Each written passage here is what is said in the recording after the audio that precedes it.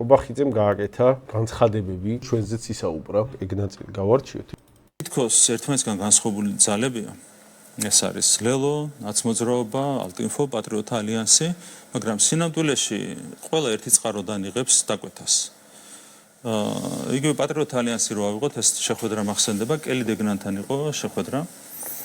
და მაშინ ალტინფო იყო ახალი შექმნილი და ნერვებს უშლიდა ქალბატონ კელის ალტინფო.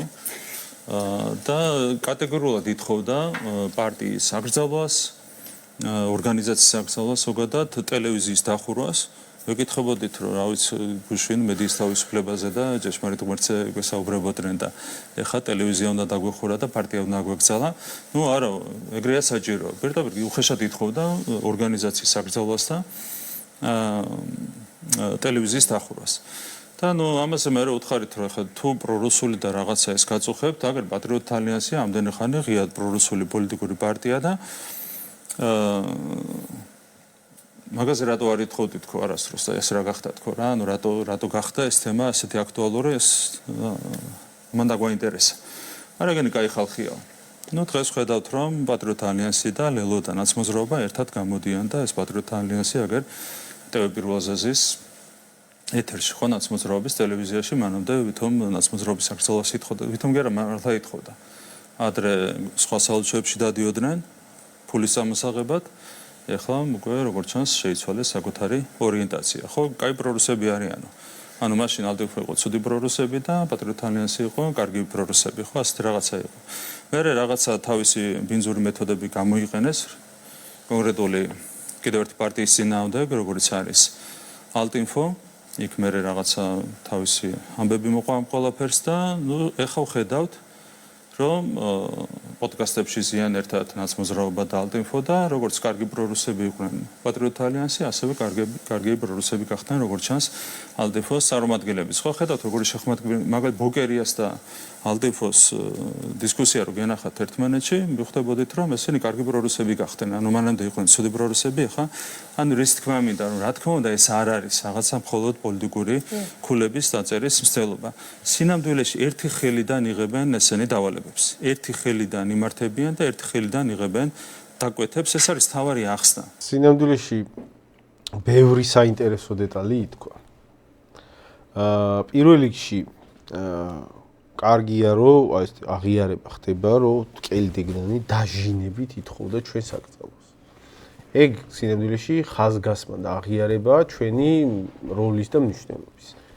მე შორს ვარ იმ აზრისკენ რომ პატრიოტთა ალიანსის აკრძალვას იმიტომ არ ითხოვდა რომ რა ვიცი რაღაცა ამერიკისგან ფინანსდებოდა პატრიოტთა ალიანსი და რაღაც ეგეთი არაფერი არ იტყობა ახლა პატრიოტთა ალიანსი რამე დაფინანსების ქონის და ასე შემდეგ გადახედეთ ზოგადად პარტიებს აი დაფინანსებულ ძალებს და დაუფინანსებულ ძალებს ხო აშკარა ახლა სინამდვილეში არაფერი არ იტყობა იმათ ამერიკის დაფინანსებისა და ტყუილია ეგ ახლა ხო ანუ ახლა ობიექტურად მან რატო შეიძლება ვიღაცა იძახდეს აი ესენი აუკრძალოთ და ესენი არ აუკრძალოთ ხო ახლა მან შეიძლება რა ვიცი საწყენად არ ვამბობ და რაღაცა მაგ მოტივით მაგრამ მაგალითად ახლა თვითონ ხელისუფლებამ თქვა რომ ნაცების ფლანგის ნაწილს აუკრძალავთო და ნაწილს არ აუკრძალავთ იმიტომ რომ მათი გავლენა არის პატარაა ხო ანუ თვითონ ხელისუფლებამ ფორმულირება მოახდინა იმისა რატო შეიძლება ვიღაცას ქონდეს მაღალი мотиваცია ვიღაცის აკრძალვის აი მაგალითად ალტინფოზე და ვიღაცაზე იძახდეს რომ ხო ეგენი არ აუკრძალავთ იქიდან გამომდინარე რომ მაღალი გავლენა გქონდა იმაზე რეიტინგებით ალბათ ხო რეიტინგით გავლენით ეფექტით ხო ნუ ობიექტურად ეგრე იყო ხო ბოლო წლების განმავლობაში და რა мотиваცია გქონდათ ჩვენი აკრძალვებს რაში უშლიდით ხელს ანუ რო უნდა რომ აკრძალოს ესე იგი რაღაცაში უშლი ხელს ხო პრინციპში ამაზე აი შეგვიძლია მეორე ვიდეო მოусმოთ აი შინაარსობრივად ეს კომენტარი ძველი კომენტარია მაგრამ პასუხობს სინამდვილეში რა შეიძლება უშლიდით ხელს კელი დეგნას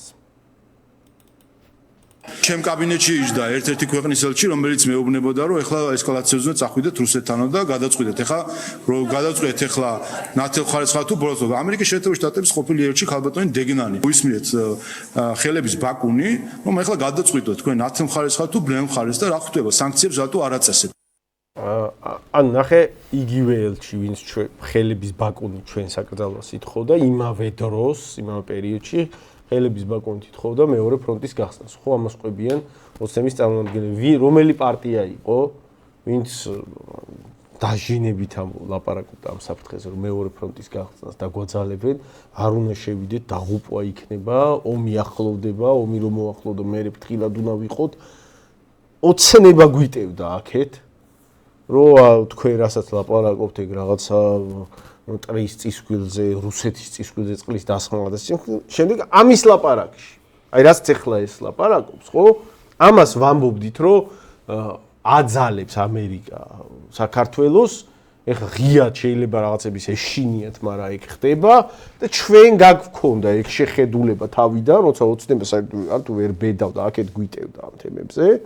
და სინამდვილეში ჩვენ გადავტეხეთ ეგ განწყობები ერთი როცა ეგ განწყობა უკვე გაიმარჯვა, ანუ ჩვენმა პოზიციამ როცა უკვე საზოგადოებაში ყველა დაეთანხმა, მათ შორის ომის შედეგები უკვე როცა ყველასთვის ნათელი გახდა, საერთოდ მიდიოდა ეს ყველაფერი, ხო? და ნუ ჩვენი პოზიცია რო გაამართლა, მხოლოდ ამის მერე დაიწყო უკვე გამზადებულ მოცემულობაზე ქართულმა ოცნებამ ამ შეხედულებების გაჟღერება, თორე მანამდე პირიქით ყველაფერს აკეთებდა ქართული ოცნება, რომ ამერიკის ეს მოთხოვნები, სხვათა შორის ეგ მოთხოვნა, რაც კობახიძემ გააჟღერა, შეასრულეს, ხო? საბოლოო ჯამში ამერიკის ელჩი რა მიზეზითაც ითხოვდა ჩვენ საკრძალვას, ხო? იმ მიზეზით ითხოვდა, რომ ჩვენ საქართველოს ომში ჩათრევის პროცესში ხელს უშლით, ხო? და მაგას ეგ შეასრულა, ეგ მოთხოვნა ქართულმა ოცნებამ მაშინ. და ეგ არის ზუსტად ძალიან სამწუხარო მოცემულობა, რომ აი რეალური ეს მაშინდელი ძალიან დაძაბული პერიოდი, რომელიც გადავაგორეთ, რომელიც სინამდვილეში ჩვენ ქვეყანას შეიძლება გამოუსწორებელი და ისეთ პრობლემებამდე მისულიყავით, რომ სერიოზული ტრაგედია შეიძლება დატრიალებულიყო და ეგ გადავაგორეთ, ხო? მშვიდობით ეგ პროცესი. ეხლა როცა ვისმენთ პრემიერისგან მაგ ტექსტით ცოტა ისეთ კონტექსტში საუბარს, რომ თითქოს ჩვენ ვართ ვის აკრძალვასაც ითხოვდა ამერიკის ელჩი, ვინც დასანქცირებულია საერთოდ ამერიკიდან. თითქოს ჩვენ გამოყავართ ეხლა ამერიკის აგენტები, ხო? ეგ ხო ისეთი სასაცილოა, მეგობრებო, რომ ასეთი დონის ჭორაობის, ასეთი დონის ზოგადად პოლიტიკურ აი ამ სპეკულაციებს, როცა ვისმენთ ქვეყნის პირველი პირისგან, ეს არ არის, აი მე მაგალითად ეს რომ ასეთი დონე სულ მხდება ხოლმე რიგითი ოცნების გამправებლებისგან. აი რიგითი ოცნების გამправებელი რაღაცა ჭორის ბიურო ხო არის, რაღაცა გამოგონილი თემები. მაგრამ ეს როცა ხდება ქვეყნის პირველი პირისგან, ეგ მიუთითებს სერიოზულ პრობლემებისთან მიმართებაში ხო? ეს ხო ყველა მიცის, რაზეც ვლაპარაკობთ, არა? ეს ხო ყველა მიცის ზოგადად ამ ქვეყანაში ვინ არის ამერიკის აგენტი, ვინ არის პატრიოტი, ეგ ხო ყველა ეგ არ არის რთული მისახვედრი ხო? ვინ არ ფინანსდება საზღვარგარეთიდან, ვინ არის გარედან დაფინანსებული, ხო? და ეგ პერიოდი ძალიან ძვირად, ძალიან რთული პერიოდი გადავაგორეთ ახლა და მაგისი პირიქით აქეთ მოდავება ეგ როგორი რაღაცა იცი და ხე ეგ არის ძალიან სამწუხარო ფაქტია რა და ხე ჩვენ ხა ისეთ რაღაცას პრემიერზე გაიგე საუბარი, აქ ხო არ არის საუბარი ვიღაცა რიგით გამправებელზე, თუნდაც მაღალი რანგის პრემიერ-მინისტრი, ანუ ამ ქვეყნის პირველი პირი, ყველას პრემიერ-მინისტრი. ანუ საბოლოო ჯამში ის არის ამ ქვეყნის პოლიტიკურ დღის წესრიგში რაღაც მთავარი მსაჯული, რომლისგანაც რაღაცა ის კლასი მოეთხოვება, რომ რაღაცა სტანდარტი სამართლიანობის უნდა დაიცვას. აი ვინ და ახლა პრემიერ-მინისტრმა ხო იცის რომ ჩვენ არა ვარ deep state-ის აგენტი. აი ეგ ხო აი როგორი რაღაცა იცი? ხო არ შეიძლება აი ამ დისკუსიაში რომელიც ამ თემაში მიდის, ხო? ხო არ შეიძლება რაღაც ისეთების კადრებით დაიწყო მოგებების და რომელსაც ახლა არ ვიცი, ჩვეულებრივ ადამიანსაც არ შეეფერება. ანუ რატო კადრულობ ახლა მაგდენად აბსურდულ იმდენად დაუჯერებელ სიგიჟეს, რომ ეგეთი დაუჯერებელი სიგიჟის ვინმეს რო აკადრებს, სირცხვილია, ვერავინ ვერ მიიღებს მაგას რაღაც შეურაცხყოფის გარეშე, აი იმდენ დაუჯერებელი რაღაცა, ხო?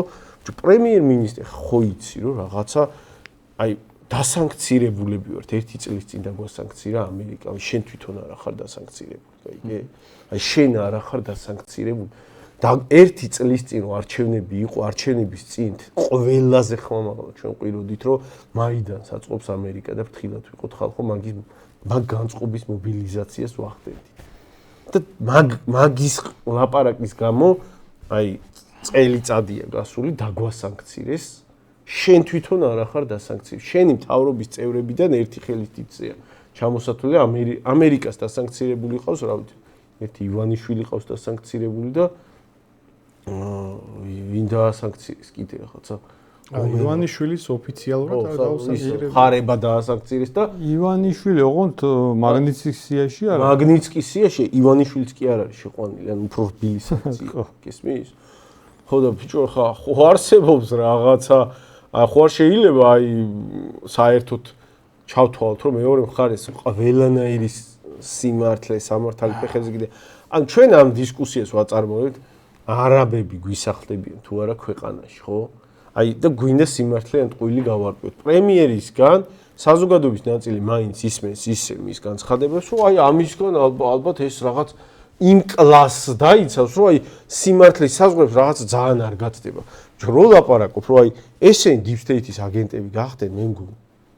იმიტომ რომ შეხმატკბილებული ისხდნენ ბოკერიასთან. ხო, ბიჭო, რაღაც ისეთით მაინც ამბობდე, რომ აი გადამოწმებადი არ იყოს, აი ნებისმიერ შეუძლია შევიდეს და ზურა მახარაძე გიგა ბოკერიას კამათი აი YouTube-ზე ამოაგდოს და უყუროს ერთ-ერთი დაძაბული კამათი, სადაც აი აშკარატრულად განწყობილი მოწინააღმდეგეები, ეხლა ცხადია გინებაზე არ გადადის არც ერთი, იმიტომ რომ დისკუსია, რომელშიც მოგებას ცდილობ რაღაცა არგუმენტები, მაგრამ ამის მიღმა ერთ-ერთი დაძაბული კამათი, სადაც ხარებს პირდაპირ ტრული დამოკიდებულება დაუფარავად აქვთ ერთმანეთთან და მოწინააღმდეგე მხარე ცდილობს რამენაირად არგუმენტებით მოღალატეობა გაგიფორმოს კამათში.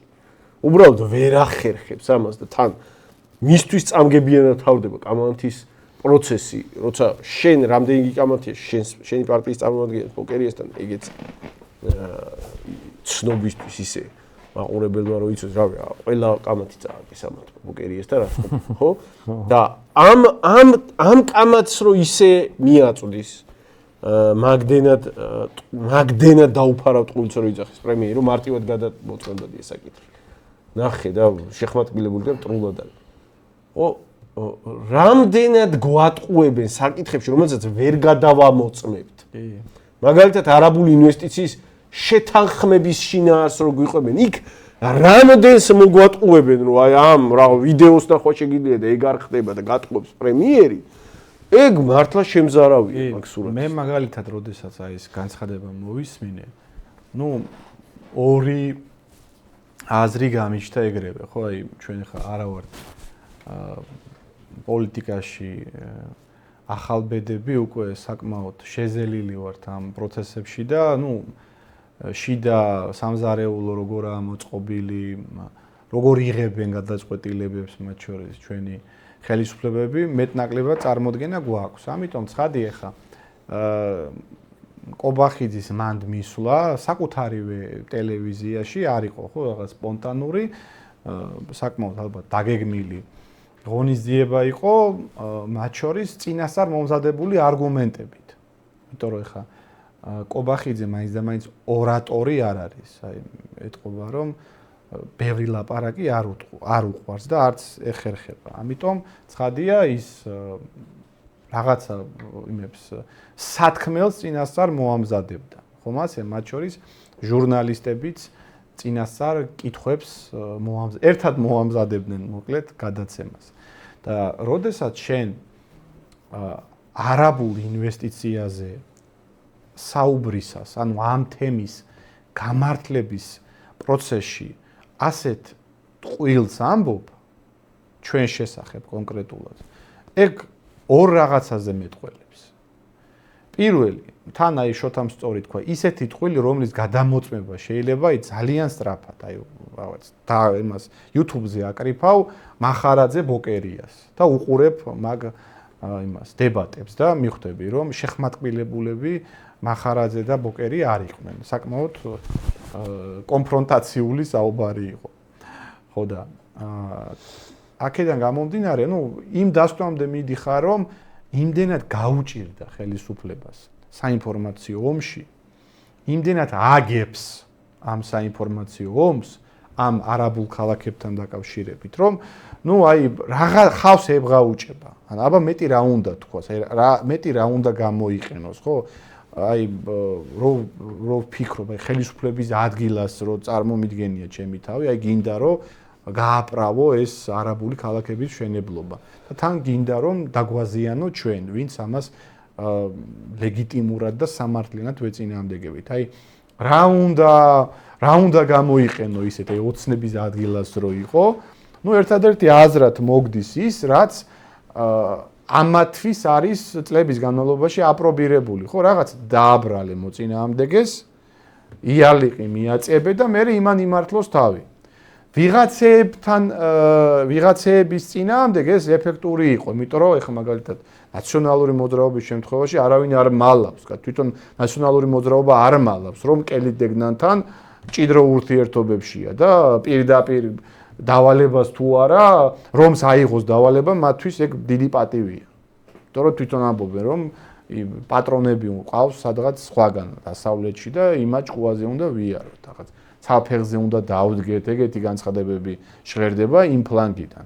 აქედან გამომდინარე, ეგ ეფექტურია, როდესაც კაცი არც მალავს, რომ დასავლეთიდან ფინანსდება იმათ დირექტივებს იღებს, რომ აბრალებ, რომ შენ უცხო ქვეყნის სპეცსამსახურებზე მუშაობ, გასაგებია, მაგრამ ჩვენთან დაკავშირებით, ჩვენ მიმართებით, რომ საქართველოს კონსერვატორები deep state-ზე მუშაობენ, ეს იმდენად აბსურდია, ეს იმდენად დაუჯერებელია, რომ სინამდვილეში კონტრპროდუქტიული აღმოჩნდა საბოლოო ჯამში.